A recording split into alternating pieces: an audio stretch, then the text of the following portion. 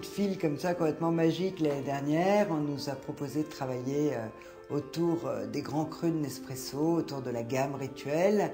Donc je suis allée avec ma mère André, ni vue ni connue. On nous avait pourtant dit qu'on pouvait nous accueillir en grande pompe, entre guillemets, dans la boutique des Champs-Élysées. Et là, c'était l'émerveillement devant les murs de capsules, l'émerveillement dans la manière dont toutes les capsules sont rangées dans leurs petites cases carrées. Mais voilà comment ça a commencé en fait. Nous avons imaginé une nouvelle ligne qu'on va appeler la rituelle, qui va pouvoir accompagner tous les moments du café chez Nespresso. Ce qui a été le plus inspirant en fait, c'est l'identité de Nespresso, hein, qui avait déjà une identité très forte. Donc on est parti de cette capsule.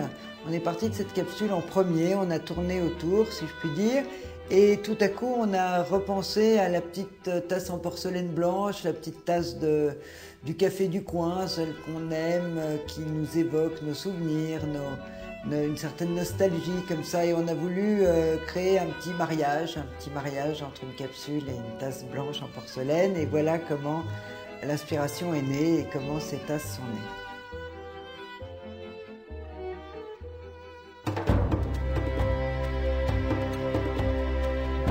Donc l'idée de cette collection, c'était de partir sur les 3 axes qui nous paraissent les plus importants. Donc la préparation, évidemment, la présentation, puis la dégustation. Donc la préparation, c'est lié aux cuillères, c'est lié à l'expertise, c'est lié à la taille des verres aussi, un verre à recette, un verre plus petit pour la dégustation de l'eau après son café.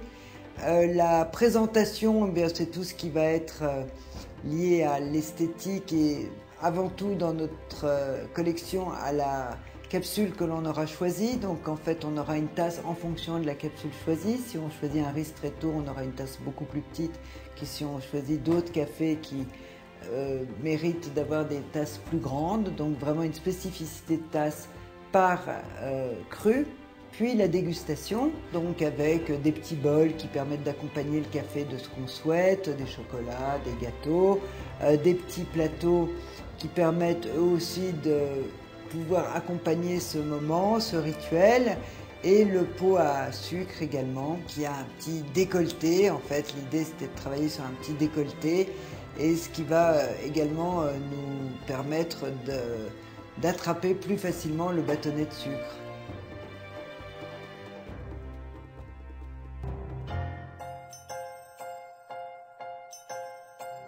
Ils nous ont aidés en nous expliquant comment une tasse doit être, si je puis dire, c'est-à-dire quelle est la profondeur, quelle est la contenance, qu'est-ce qu'on va trouver comme ouverture. Il y avait aussi une spécificité sur la porcelaine, comment garder la bonne température du café. Et donc voilà comment on a travaillé avec les experts de Nespresso.